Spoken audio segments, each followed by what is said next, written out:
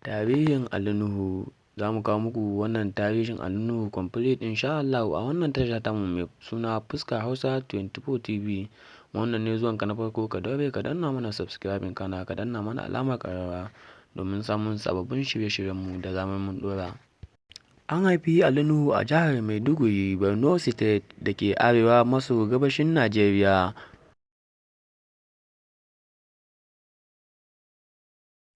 An haifi Ali Nuhu a shekarar 1794.